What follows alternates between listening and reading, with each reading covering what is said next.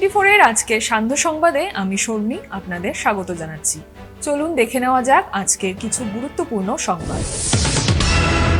1971 সালের 25 মার্চ বিদেশি শনাক্তকরণের ভিত্তিবর্ষ হিসেবে গণ্য করে নাগরিকত্ব আইনের 6A ধারাকে সাংবিধানিক বৈধতা দিল সুপ্রিম কোর্ট।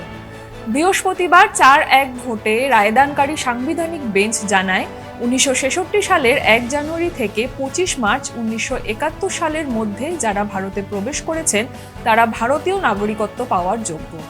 প্রধান বিচারপতি DY চন্দ্রচূড় সহ বেঞ্চের সংখ্যাগরিষ্ঠ সদস্যরা এই সিদ্ধান্তকে মানবিক দৃষ্টিকোণ ও স্থানীয় মানুষের নিরাপত্তার স্বার্থে যুক্তিপূর্ণ বলে মনে করেছেন। বিচারপতি JB পারদিওয়ালা এই রায়ের বিপক্ষে মতামত দেন।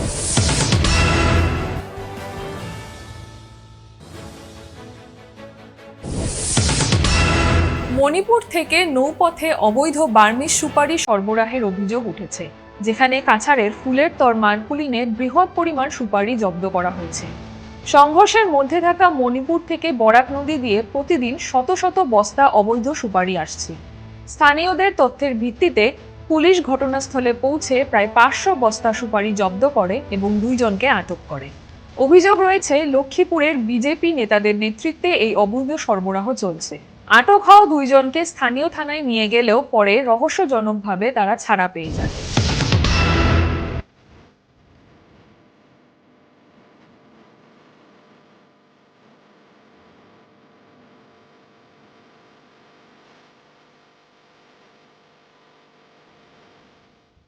কিছুক্ষণ আগে আমি আমার ব্যক্তিগত একটা কাজে আমি মার্কুলিন গিয়েছিলাম। তখন দেখা গেছে যে আমাদের যে মার্কুলিন টু সোনবাড়ির যে রাস্তা, ওখানে একটা ফিল্ড আছে। ফিল্ডে নদী থেকে লঞ্চ থেকে সুপারি উঠছে। তো ভেবে আমি ওখানে নামলাম যে এখানে কী সুপারি। তখন আমার ডাউট হলো যে এটা বার্মিজ সুপারি হলো। তারপর দেখলাম এখানে বিজেপির 2 জন নেতাও আছেন, যারা পঞ্চায়েত লেভেলের, মণ্ডল লেভেলের নেতা বিজেপির। আমাদের মুখ্যমন্ত্রী মহাশয় বারবার ওনার মুখ দিয়ে বলে থাকেন যে দুর্নীতি আসাম থেকে বন্ধ হয়ে গেছে। আজকে যে এই যে বার্মিজ সুপারি ঘাটে উঠছে, ওখানে আমাদের বাইপাসে লোড হবে, ওটা যাবে, লোকমুখে শোনা যায় এটা নাকি সিএম সিন্ডিকেট। আরে বাবা, কি সিন্ডিকেট শুনতে শুনতে এখন সিএম সিন্ডিকেট শোনা যাচ্ছে মানুষের মুখে। শুক্রবার দুপুর আনুমানিক 2টার সময় অন্নপূর্ণা সেতুর নিচে বরাক নদী থেকে অজ্ঞাত পরিচয়ের এক ব্যক্তির মৃতদেহ উদ্ধার হয়েছে। এলাকাবাসীরা জানান, কিছু লোক স্নান করতে গেলে হঠাৎ তারা দেখতে পান নদীতে একটি লাশ ভেসে এসে অন্নপূর্ণা সেতুর নিচে এসে আটকে গেছে। সঙ্গে সঙ্গে তারা মালুগ্রাম থানায় খবর দেন। পরে পুলিশ এসে মৃতদেহটি উদ্ধার করে ময়নাতদন্তের জন্য শিলচর মেডিকেল কলেজে পাঠিয়ে দেয়, কিন্তু এখনো পর্যন্ত মৃতের পরিচয় পাওয়া যায়।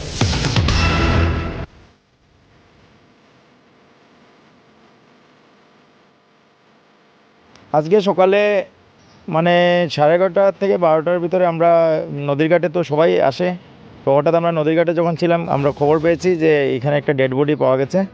তো ওই খবর পেয়ে আমরা সঙ্গে সঙ্গে লোকাল থানাতে আউটপোস্টে ফোন করেছি এবং এটার যেটা দরকারি কার্যক্রম যেটা আছে পুলিশের তদন্ত, ওগুলো করার জন্য আমরা পুলিশকে জানিয়েছি। পুলিশ এসছে। অসমের নাগরিকত্বের জন্য 1971 সালের 25 মার্চকে ভিত্তি হিসেবে গ্রহণ করার উচ্চতম ন্যায়ালয়ের ঐতিহাসিক রায়ে সন্তোষ প্রকাশ করেছেন রাজ্যসভার সাংসদ সুস্মিতা দেব। তিনি এই রায়ের জন্য উচ্চতম ন্যায়ালয়কে ধন্যবাদ জানান। সুস্মিতা দেব বলেন, এটি অসমের মানুষের জন্য একটি গুরুত্বপূর্ণ পদক্ষেপ। আসামে নাগরিকত্বর জন্যে যে ডেটটা নির্ধারিত হয়েছিল আসাম অ্যাকর্ডে, সেটা ছিল 25 মার্চ 1971।